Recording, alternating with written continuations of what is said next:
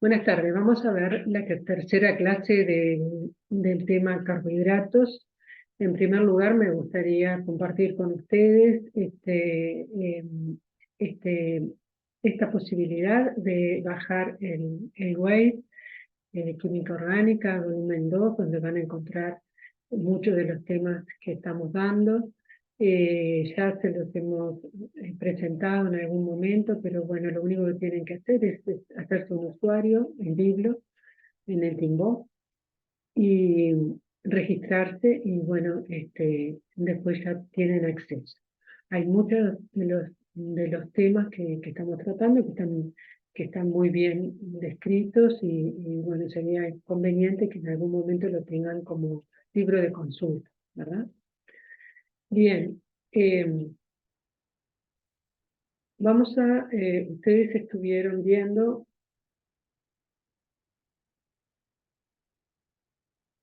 la determinación de la estructura de carbohidratos eh, que se podía hacer mediante el uso de espectroscopía, la cristalografía por rayos X y también por la realización de test químicos.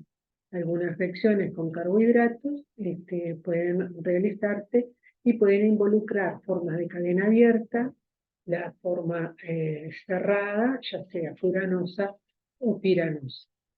Entonces, en primer lugar, vamos a ver la reducción de carbohidratos. Bueno, el grupo carbonilo de la forma abierta, ya sea el aldehído o la acetona, van a poder reducirse a un alcohol, ¿verdad? El producto va a ser llamado alditol, el producto de reducción de un carbohidrato se llama alditol, y este alditol no tiene grupo carbonilo, por lo tanto no va a poder ciclar a la forma hemiacetálica. Recordamos que para ciclar a la forma hemiacetálica lo que había era un ataque de un grupo alcohol a un grupo carbonilo, ya sea acetona o aldehído. Entonces, en el alditol, como no tenemos grupo carbonilo, va a ser imposible que se realice la ciclación.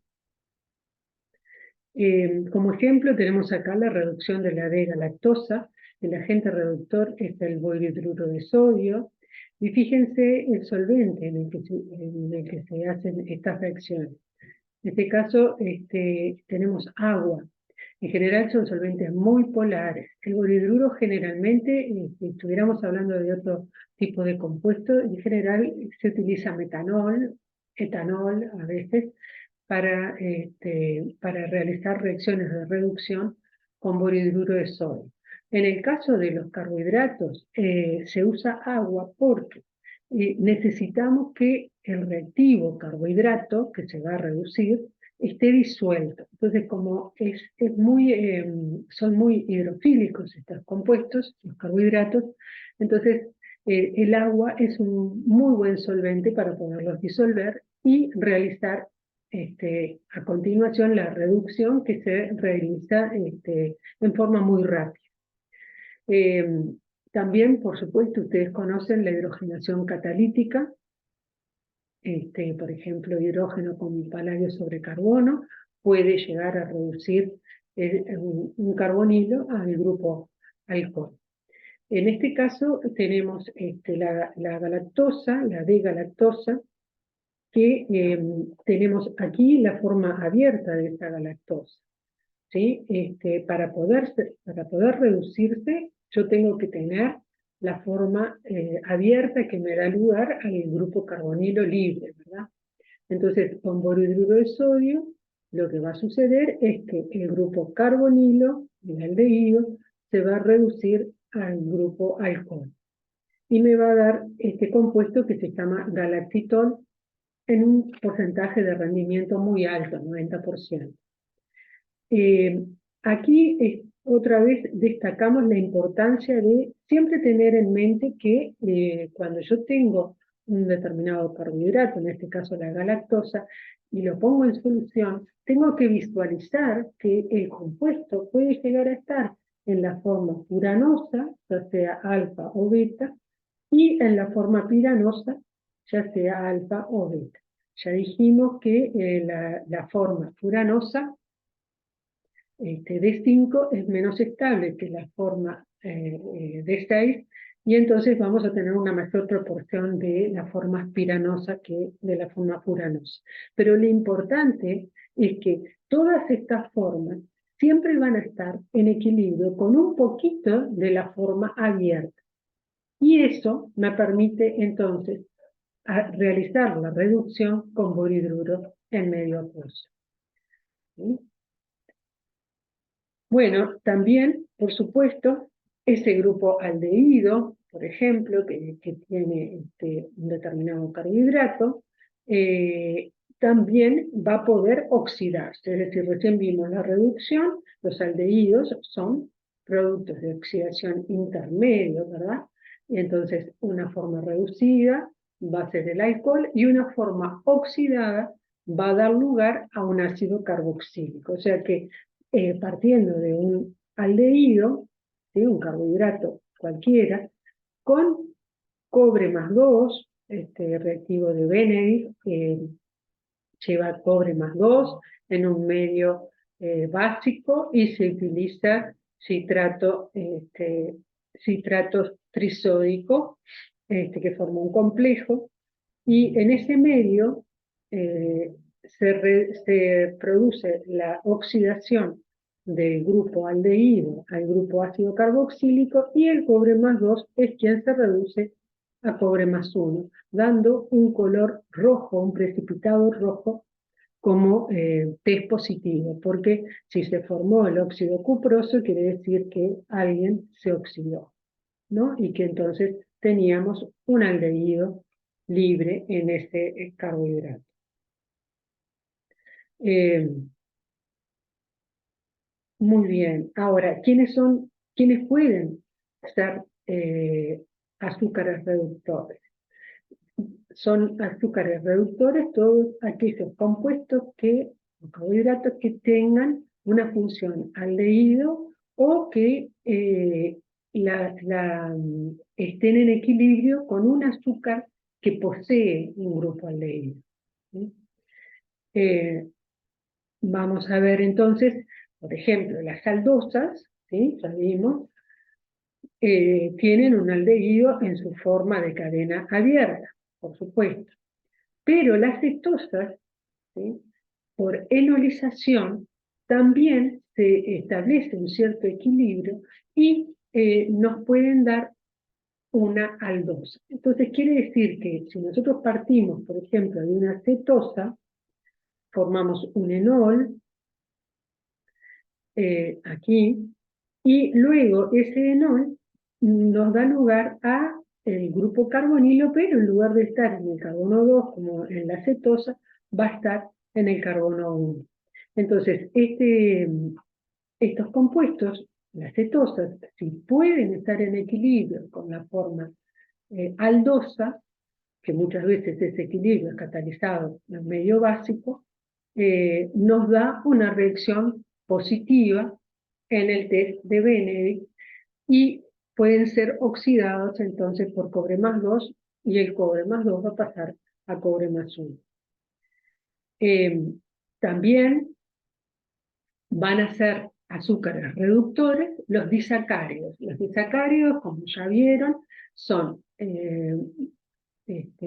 son formados por dos monosacáridos unidos por un enlace glicosídico que está en el carbono 1, ¿sí? Donde estaba el aldehído, si estamos hablando de una aldosa, y alguno de los alcoholes que está en el otro carbohidrato, en el otro monosacárido. Entonces, estos disacáridos, ¿sí? Tienen una función acetal, por acá, ¿sí? El glicósido, pero si miramos el otro monosacárido, aquí lo que tenemos en realidad es un hemiacetal. Entonces, este hemiacetal yo lo puedo escribir abierto, ¿verdad? O sea, yo en realidad podría escribir, para no dibujar todo, ¿sí? Yo podría escribir este oxígeno, ¿sí? Así. Bueno, acá el CH2OH. acá la unión, y en el carbono 1, ¿sí? Así, porque es un hemiacetal y entonces en esas condiciones yo lo puedo tener, este, abierto. Eh, por supuesto que los glicósidos de monosacáridos no son azúcares reductores, ¿sí? Recordamos que estos glicósidos, ¿sí? Forman un acetal, como tenemos acá, este metilglicósido, forman un hemiacetal y entonces esa función, perdón, un acetal, dije mal, esa función acetal es estable en condiciones neutras, en condiciones básicas, no así en condiciones ácidas. Es decir, yo puedo hidrolizar ese glicósido en un medio ácido, pero eh, en las condiciones de reacción con residuo de Benedict, esa función acetálica es estable. Entonces, le vamos a dejar planteado esta pregunta. ¿La sacarosa es un azúcar reductor? ¿Sí?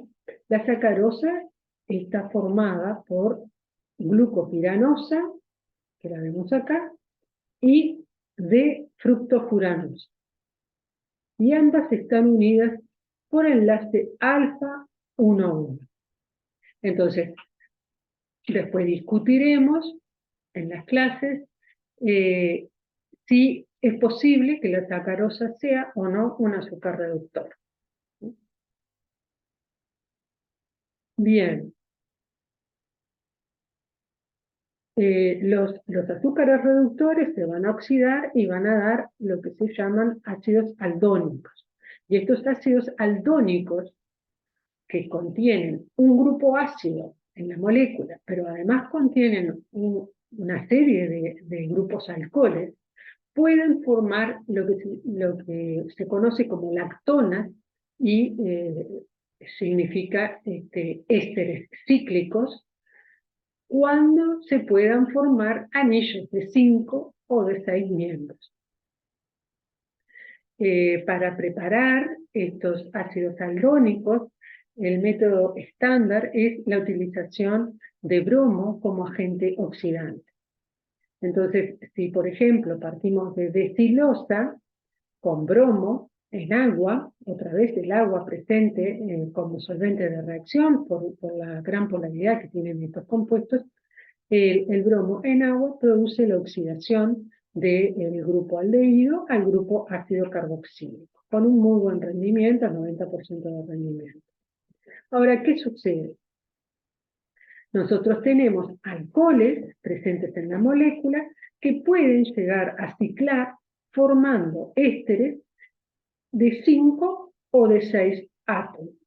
En el caso de este que tiene 6 átomos, el de más arriba, vamos a ver que el oxígeno que está formando el enlace con el carbonilo es el oxígeno que está marcado aquí celeste, y entonces este va a formar un ciclo que va a tener 1, 2, 3, 4, 5, 6 átomos, ¿no? Este oxígeno queda unido directamente a este carbono. Entonces, esos 6 átomos están representados acá en este ciclo de 6 y se le puede llamar también, como aparece aquí, delta silonolactona. ¿Delta por qué? Porque, bueno, el oxígeno o el OH que se involucra en la formación de este ciclo está en posición delta. De la misma manera, el oxígeno que está marcado en rojo puede ciclar formando un éster cíclico, pero en ese caso vamos a tener 5 átomos en esa estructura. Y este se va a llamar gamma silonolactona porque está en posición gamma, alfa, beta, gamma, el oxígeno que cerró el ciclo.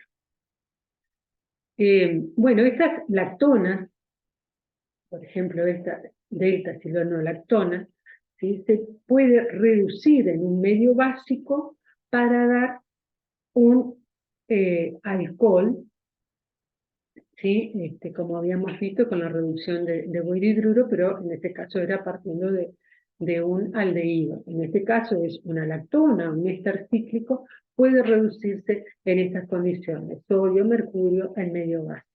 Sin embargo, si usamos medio ácido, lo que va a suceder es que la reducción se va a parar en la función aldehído. Así que volvemos a tener la silosa, y en este caso, donde se continúa la reducción en el medio básico, tenemos el silocitol.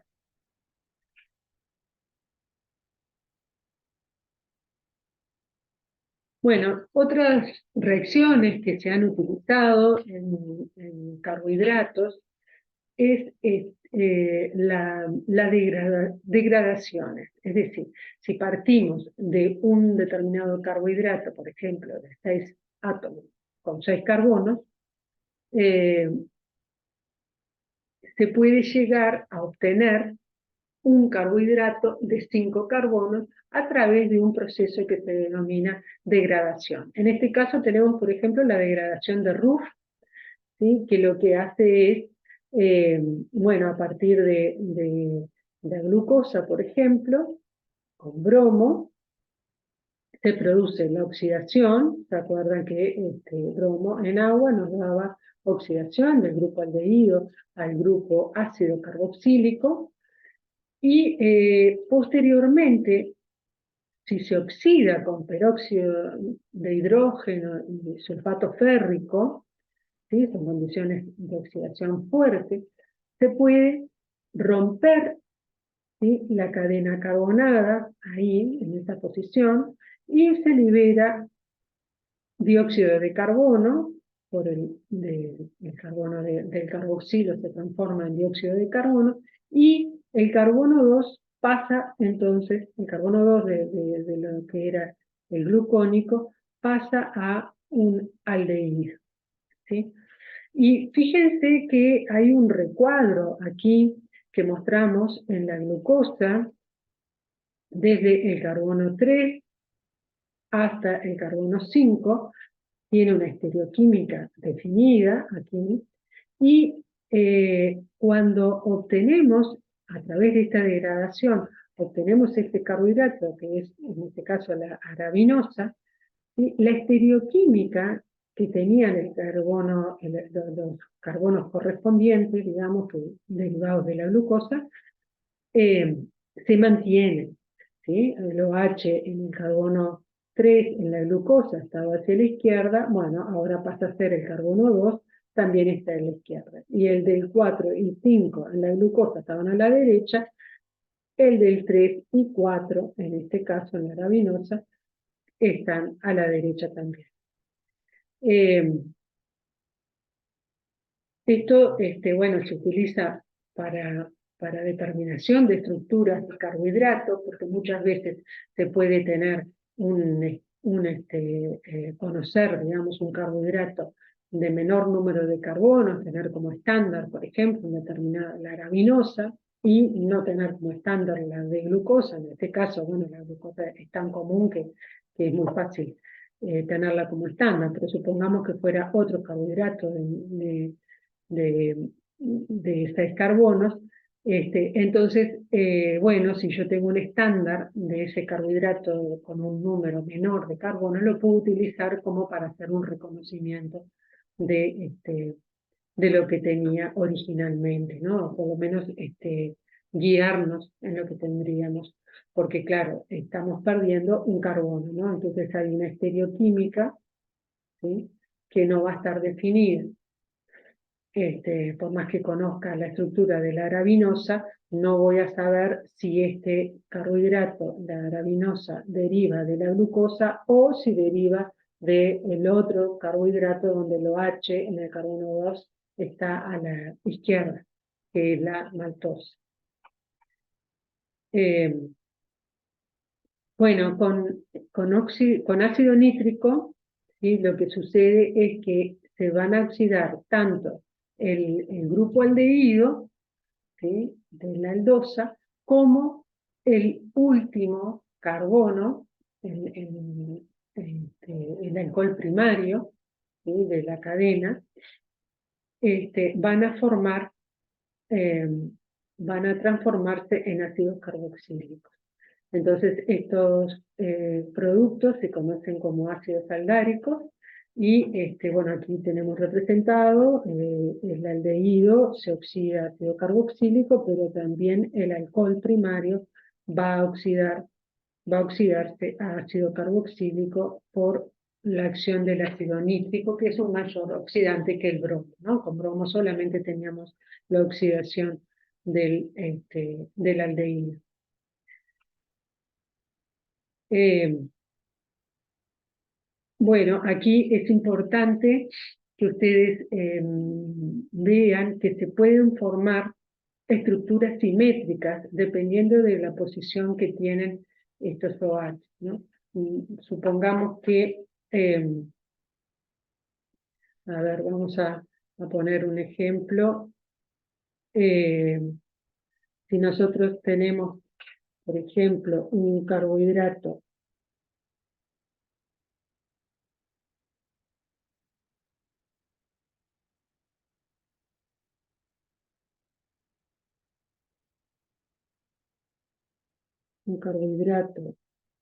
así, cuando lo oxidamos con ácido nítrico,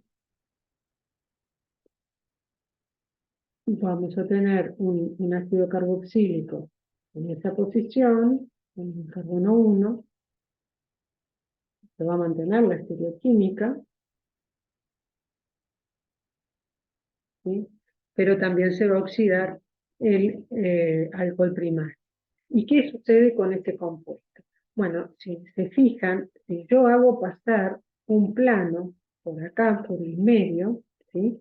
Lo que está a la derecha es idéntico a lo que está a la izquierda, ¿no? Recordemos que estos son hidrógenos, ¿sí? Y tengo ácido carboxílico abajo, ácido carboxílico arriba, entonces la parte de abajo es simétrica con la de arriba. Entonces, este compuesto generó, o sea, la oxidación de este carbohidrato generó un compuesto meso que entonces no va a tener actividad óptica.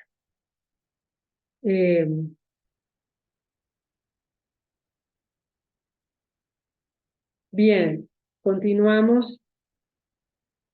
Bueno, también se puede obtener ácidos urónicos, que muchas veces son importantes en la biología de los seres vivos.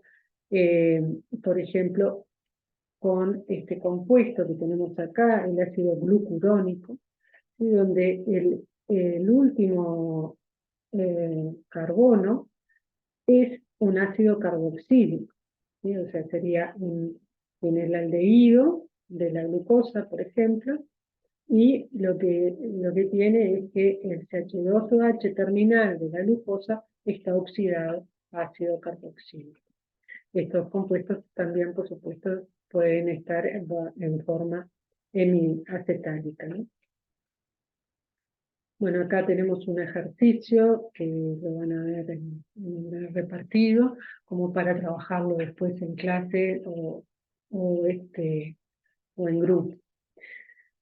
Bueno, otras reacciones que tenemos es la formación de osazona y la reacción con fenilhidrastina. Bueno, cuando partimos, por ejemplo, ya sea de un aldehído o de una acetona, de una aldosa o una cetosa, con fenilhidrastina en exceso en un medio ácido, se generan estos compuestos que se llaman osazonas, y tanto la glucosa como la fructosa producen la misma osazona, ¿sí?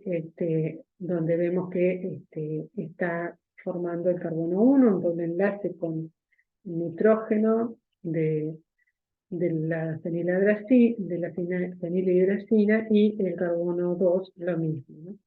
Y fíjense que se mantiene la estereoquímica desde el carbono 3 en adelante.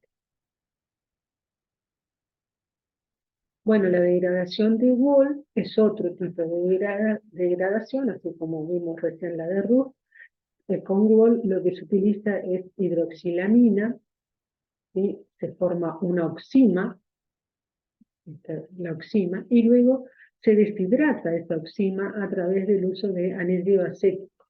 Entonces se pierde agua y se genera un nitrilo, ¿sí? Este nitrilo, como tiene en el carbono 2 un grupo alcohol, se llama cianhidrina. Esas cianhidrinas en general son bastante, se pueden oxidar fácilmente y entonces rompiendo el enlace entre el carbono del nitrilo y el carbono que soporta el alcohol, generándose ácido cianhídrico por un lado y el aldehído, ¿no? Este carbono 2 pasó a ser ahora el carbono 1 de este carbohidrato. Entonces pasamos de un número N de carbonos, ¿sí? A tener un N menos 1.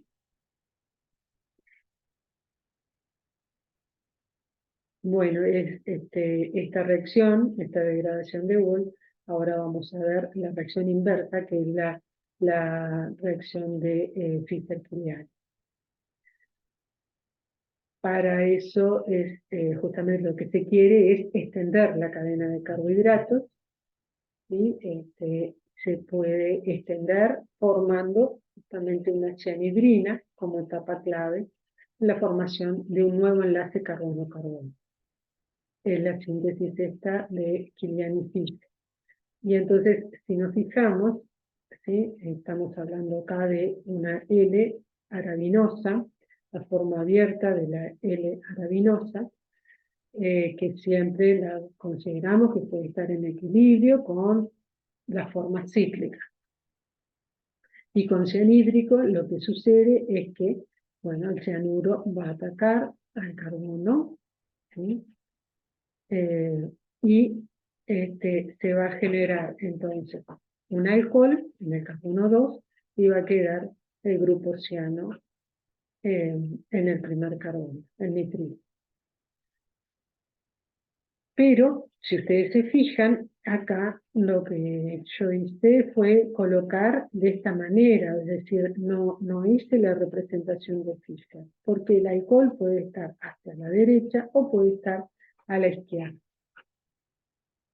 Y entonces yo voy a tener, ¿sí? Lo que les decía, hacia la derecha va a ser derivado de la manosa y hacia la izquierda va a ser derivado de la L-glucosa. Estos compuestos, ¿sí? ¿Cómo son entre sí?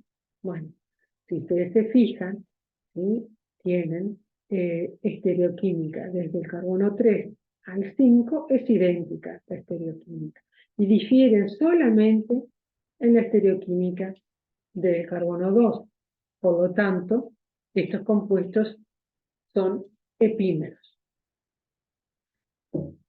Bien, luego de obtener estos nitrilos, por ejemplo, el derivado de la manosa, lo que se hace es, para pasar a un carbohidrato, es realizar una reducción con hidrógeno, agua, paladio y sulfato de bario. El sulfato de bario lo que va a hacer es envenenar el catalizador para que la reducción pueda frenarse en el grupo funcional aldehído, porque si no continuaría esa reducción. Entonces se obtiene el nitrilo por acá, se obtiene la manosa por acá, la L-manosa, y posteriormente con el nitrilo de la glucosa se hace la misma reacción, una hidrogenación, para obtener la L-glucosa. Esto es interesante porque, bueno, a través de esta reacción, los L-carbohidratos, ustedes saben que son bastante más difíciles de tener, Entonces puede ser que sea interesante, resulta interesante contar con la L-glucosa, por ejemplo. Entonces, bueno, si partimos de un carbohidrato con un número menor de carbonos, podemos llegar mediante esta reacción a obtener el compuesto. Bueno, por aquí entonces dejaríamos esta tercera clase y bueno, nos vemos en la cuarta. Hasta luego.